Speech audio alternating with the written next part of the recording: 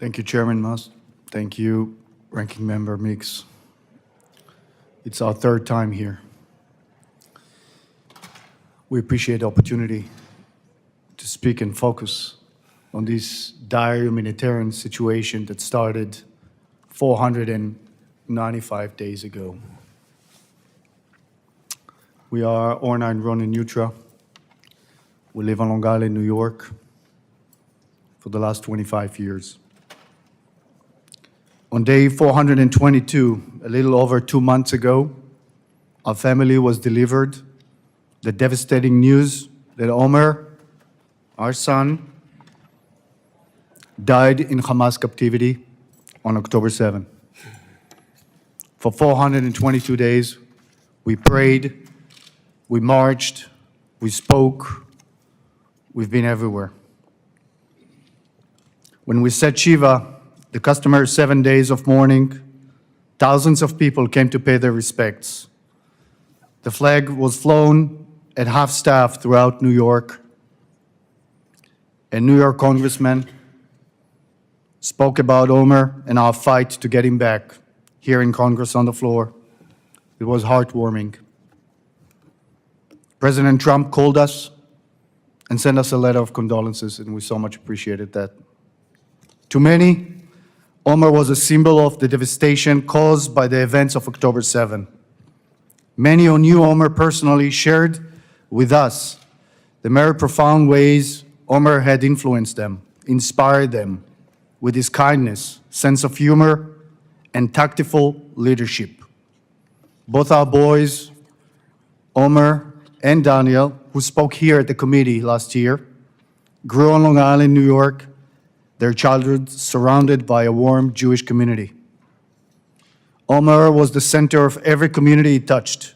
He was the captain of his high school sports teams. He was the regional president of his youth group. He had a unique way of making everybody who talked to him feel like they were the most important persons on earth.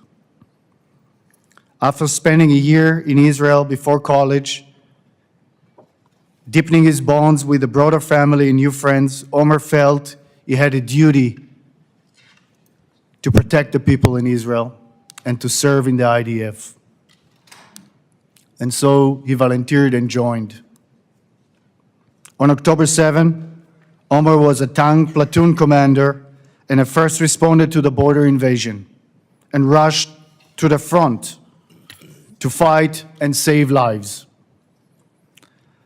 After excruciating 422 days of endless worry for his safety, fighting and advocating for his release together with all the other hostage families, we were informed that Omer was killed on October 7.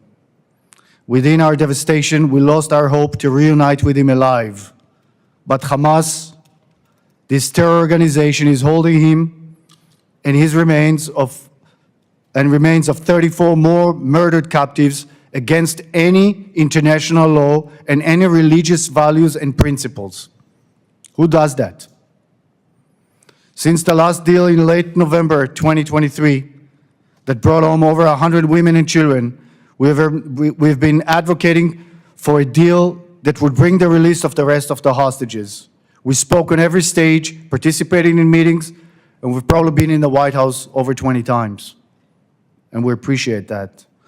After months of tireless work of the negotiators and President Trump's election, finally we started to see hostages coming out.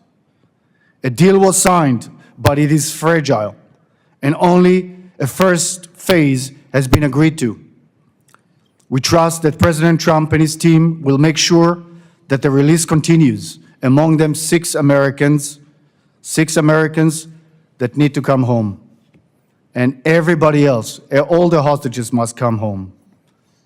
The first stage is bringing the remaining women, children, and elderly, and we have to make sure that all the other remaining 76 of them, our brothers, fathers, sons, our soldiers, and the remains, will all come home.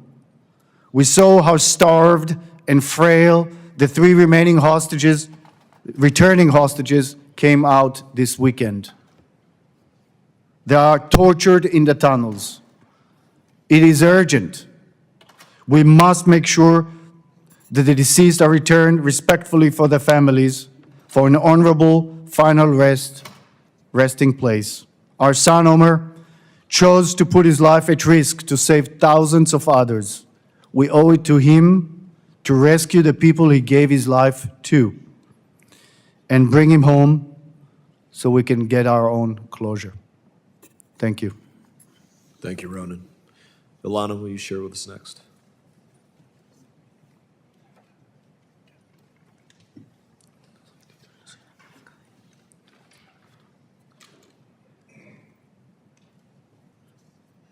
Good morning. Good morning. Thank you for hosting us, and thank you for your leadership in bringing the remaining hostage home. My name is Ilana Gritsewski. I'm 31 years old. Today I speak to you not only as a former hostage myself, but also as a girlfriend of Matan Sangauker who is still in captivity in hands of Hamas. On October 7, at 6:30 a.m., when the sirens start, I was already awake, sitting on the couch with my coffee in my home in Kibbutz Nir Oz, near the Gaza border. I ran to our bomb shelter, brought the dog inside, and I screamed from my boyfriend Matan. 10 minutes after the first sirens, we start hearing gunfire and screams in Arabic. The kibbutz groups chat were already filling with messages about terrorists breaking into homes, one by one.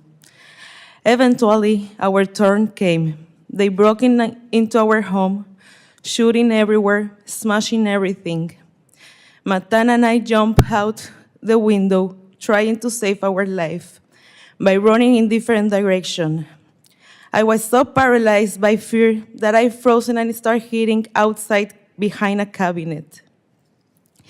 Then I felt a strong yank on my hair, a knee streak on my stomach, and they dragged me across the floor.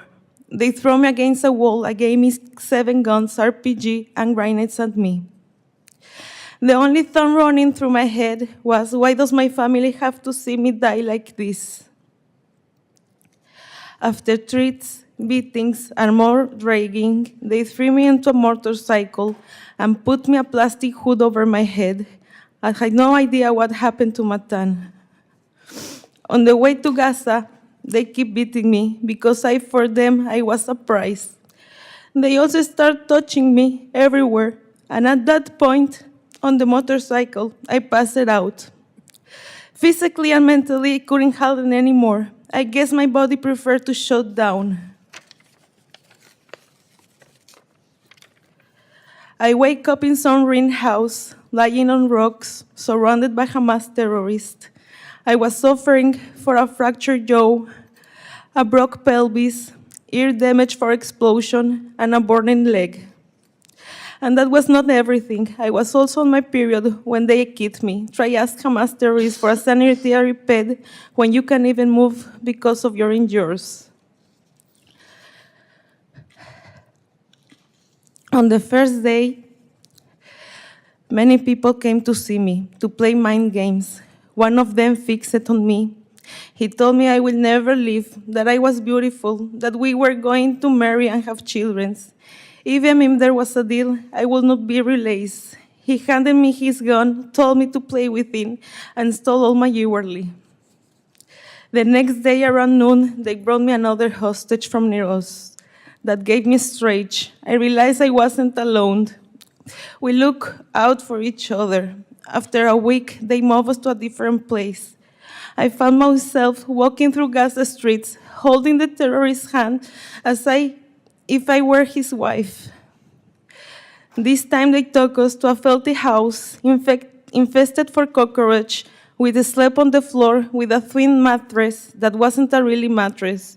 We spent about 40 days there with barely any food, almost no water, constant psychological terror.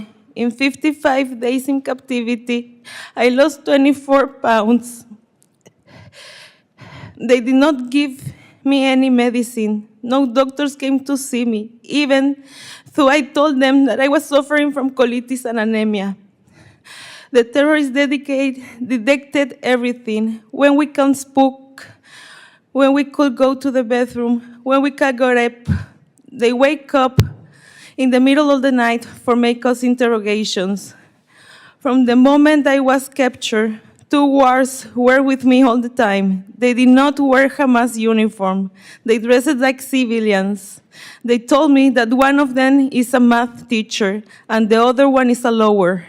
For 50 days, they make sure I could not escape. They told us all the time that we are going to be hostage for 5 or even 10 years.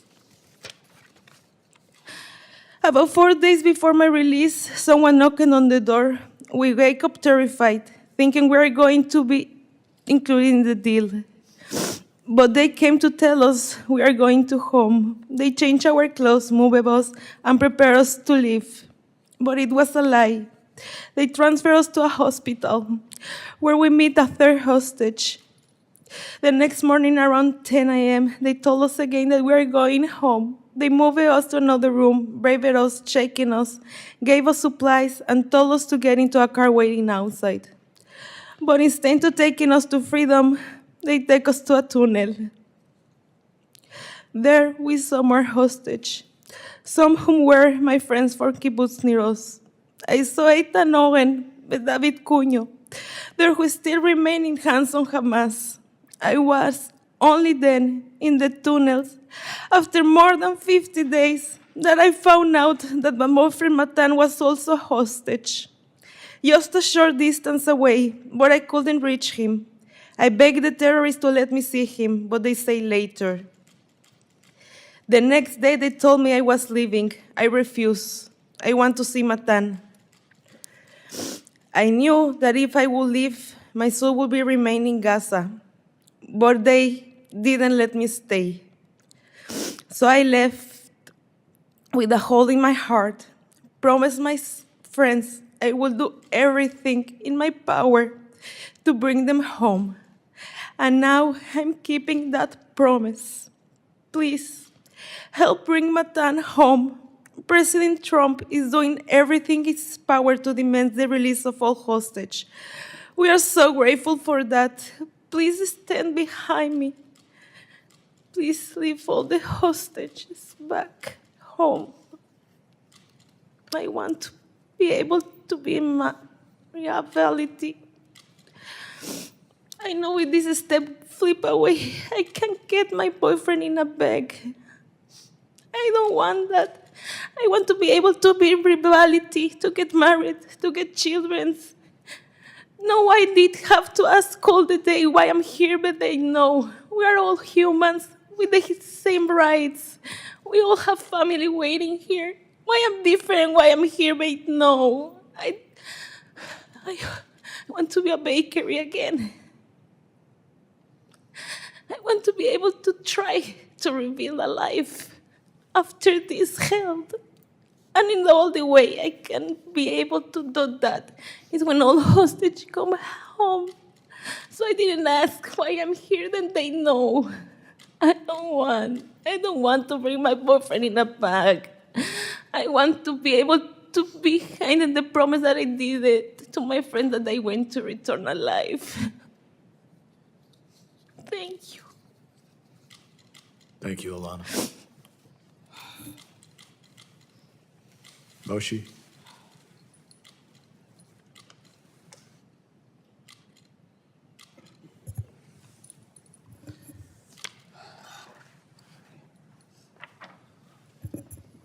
Good morning, Chairman Mass and representatives. Thank you for having us today on day 495 since our loved ones were taken by Hamas terrorists and their accomplices. My name is Moshe Lavi.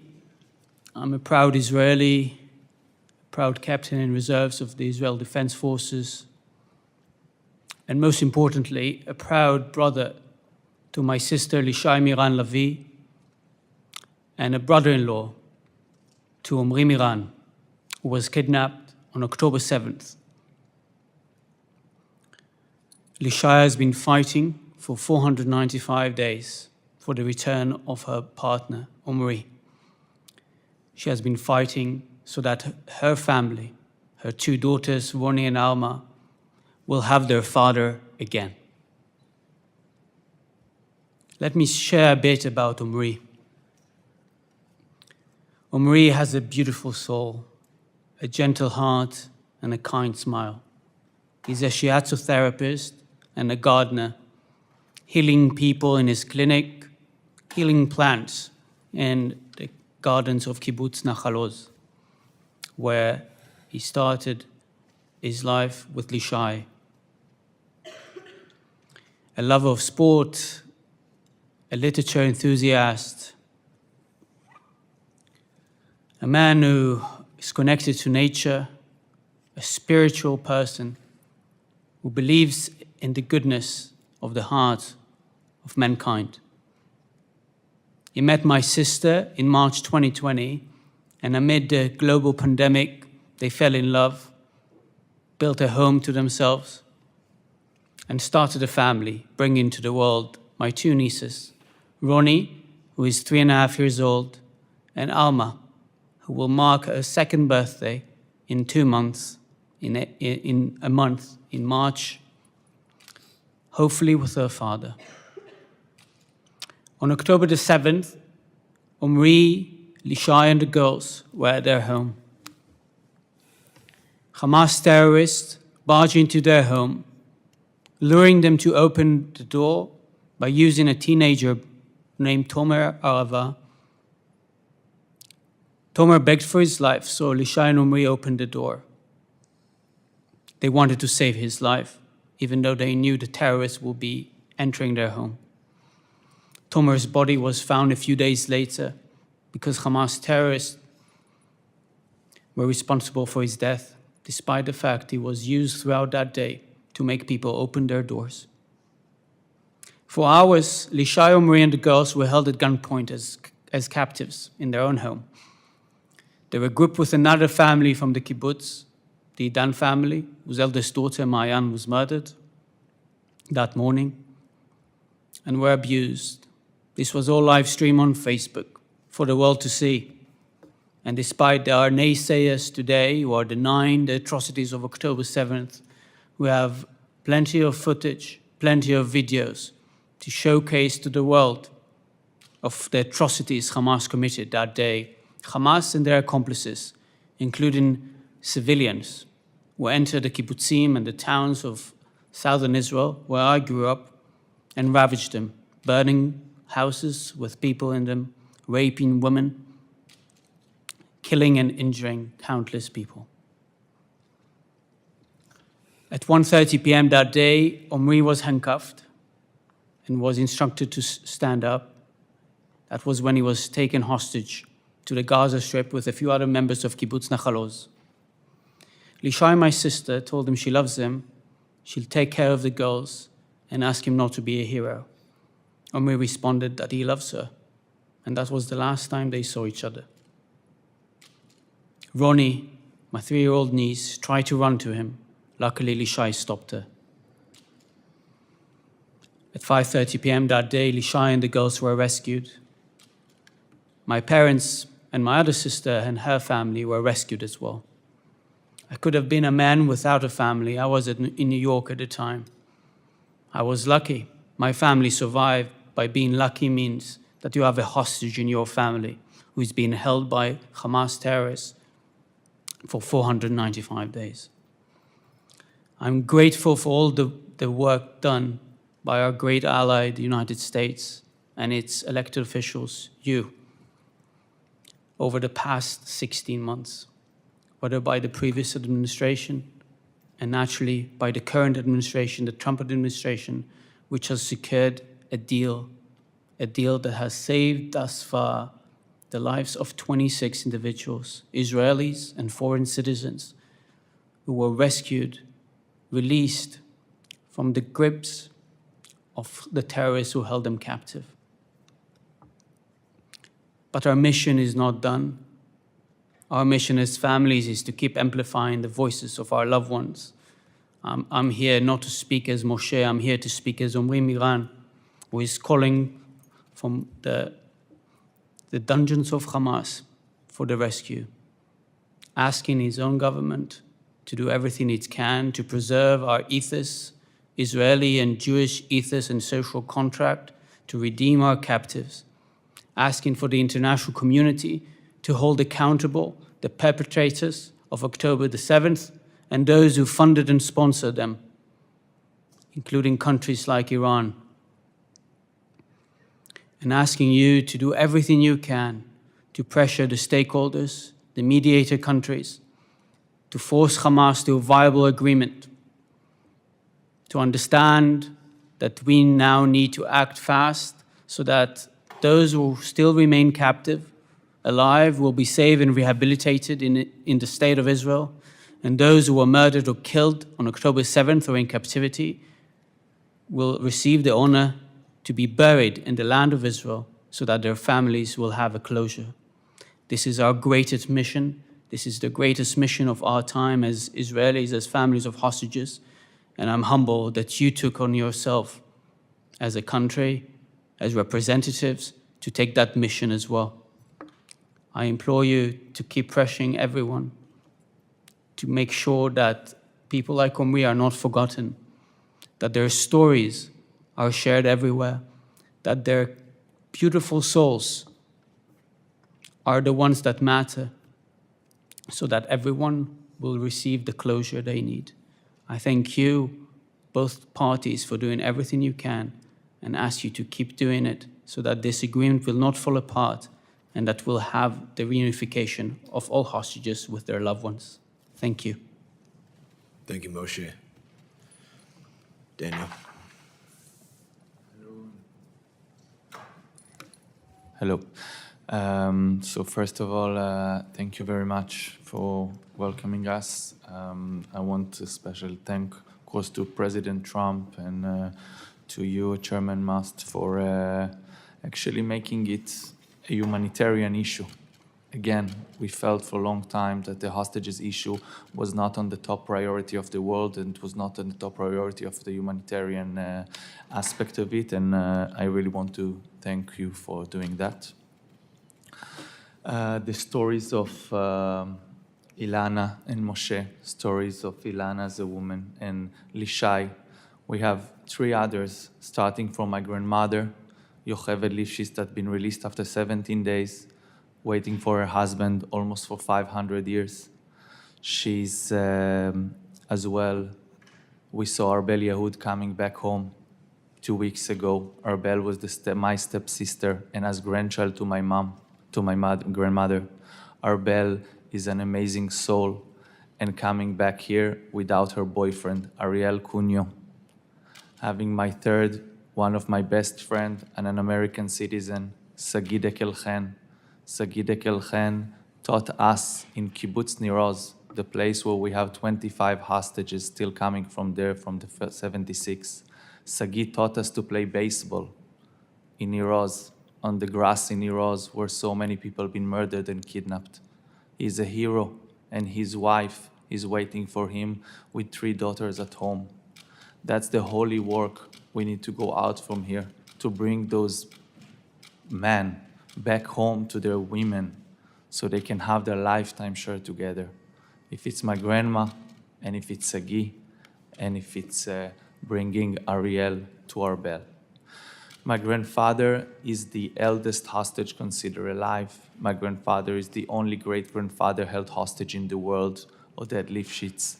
He found Kibbutz Nir Oz in 1957, defending the country by founding this kibbutz so close to the borders, knowing the risks. He fought in 4 different wars from 1967 to 1982, risking his life.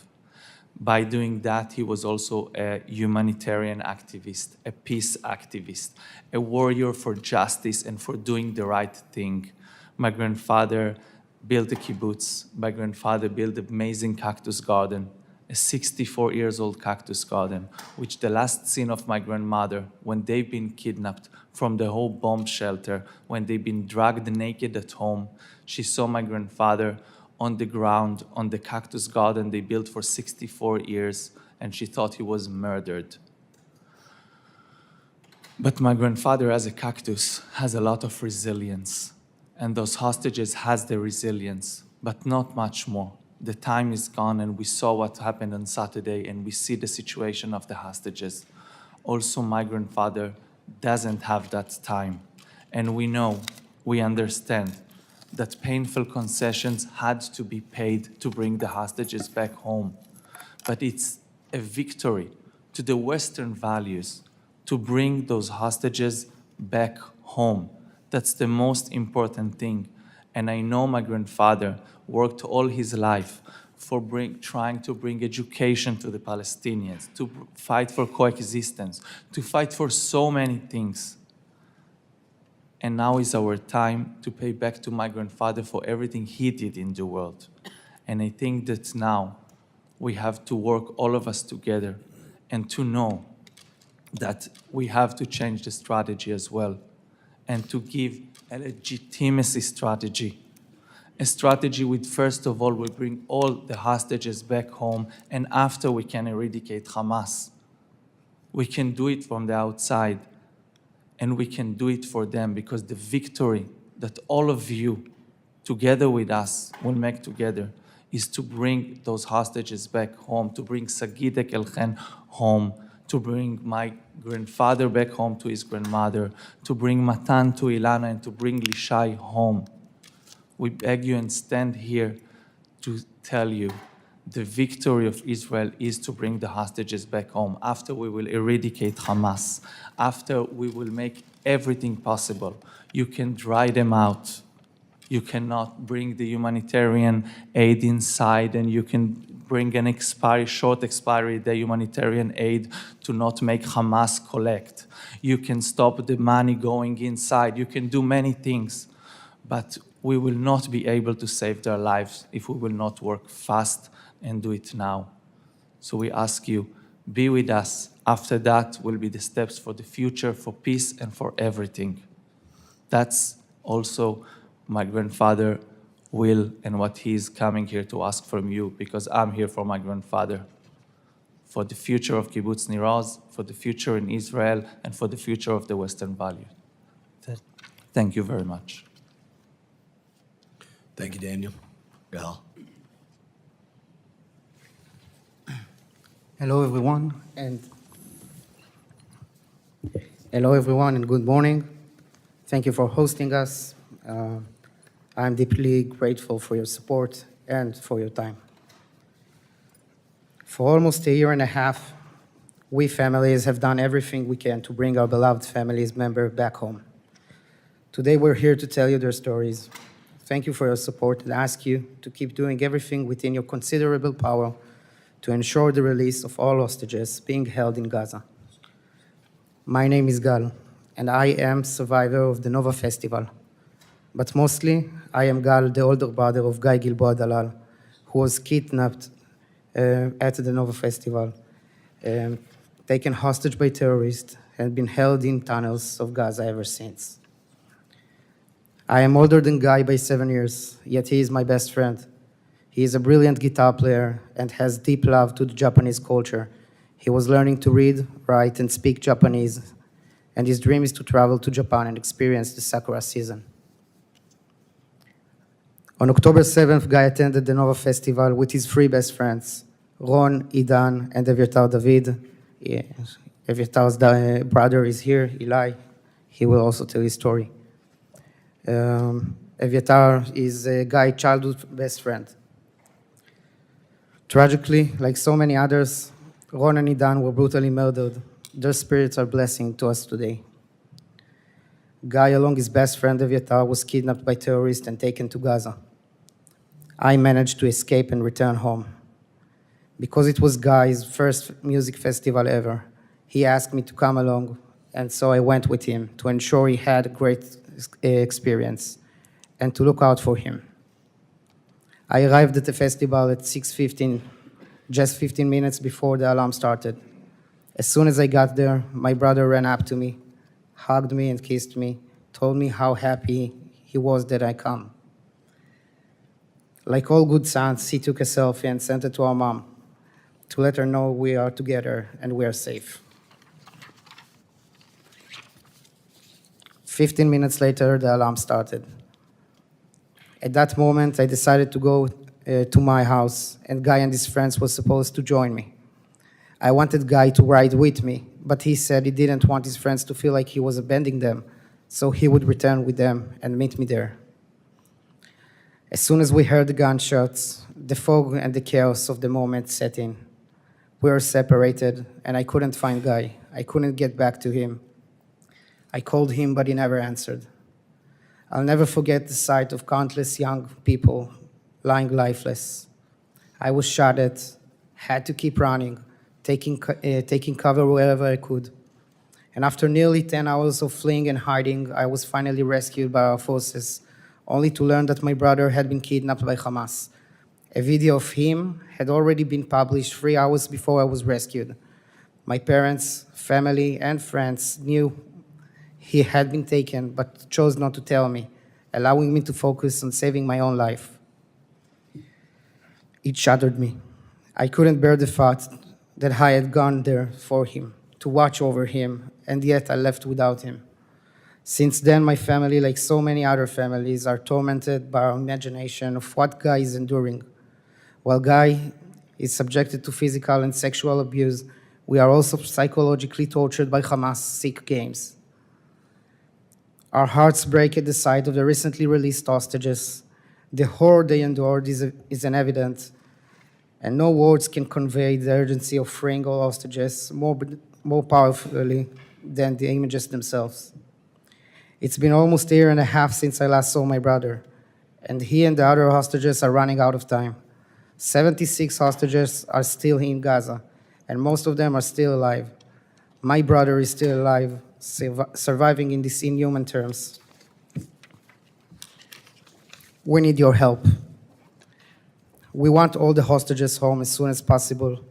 We know from reading the press, anything can happen in the Middle East.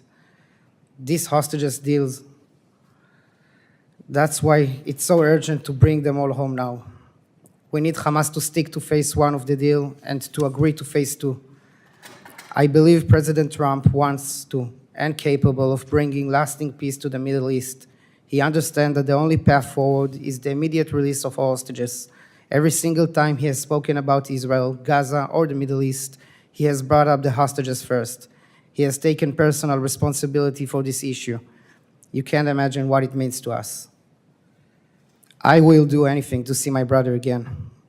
But I also know in my heart that any last peace in the Middle East begins with release of the hostages. Without them, the healing process that the regime so desperately needs cannot begin. With your support, I trust President Trump will bring them home, save my brother, and give us a true opportunity for lasting peace. Thank you again. Thank you, Gal. Eli?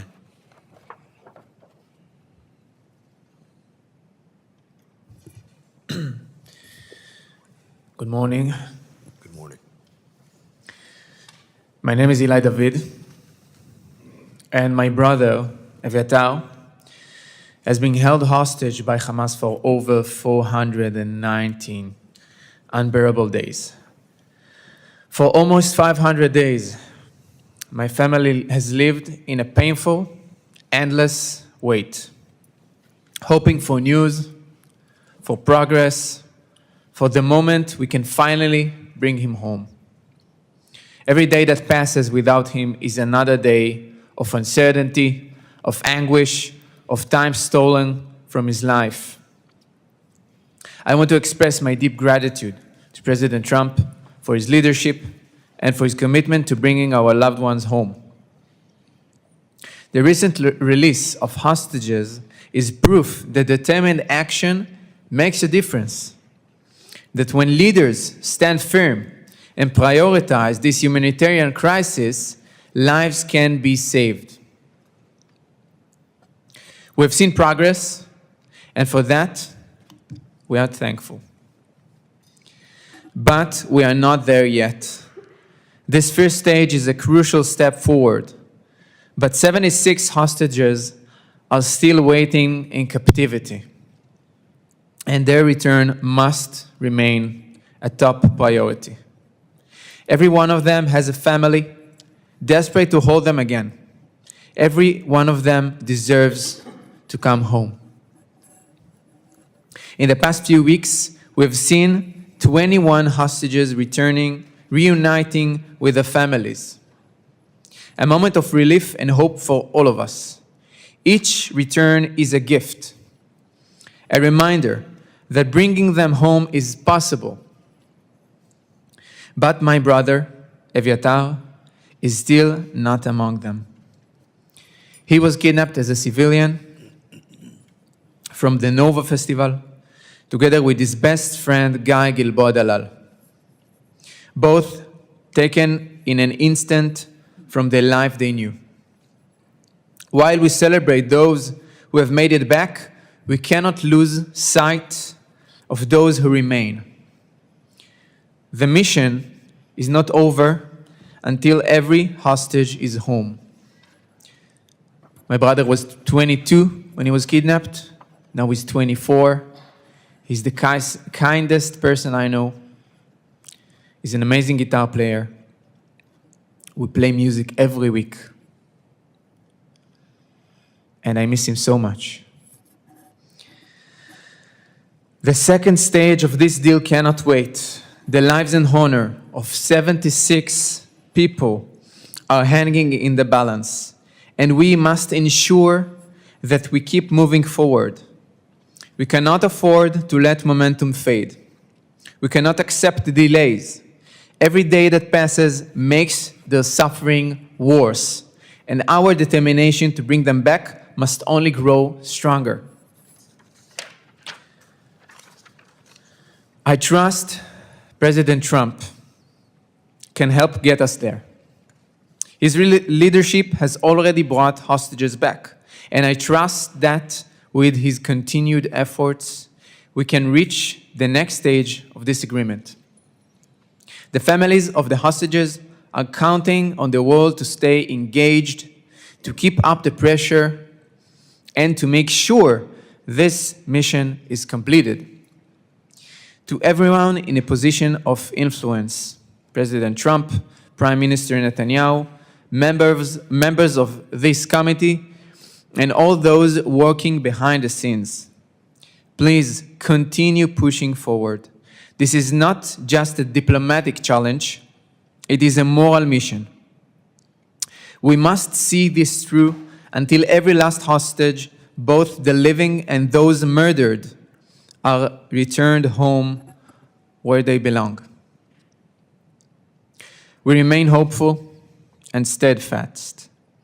We will not stop speaking, we will not stop advocating, and we will not stop fighting until Eviatar and all 75 other hostages are back in the arms of their families.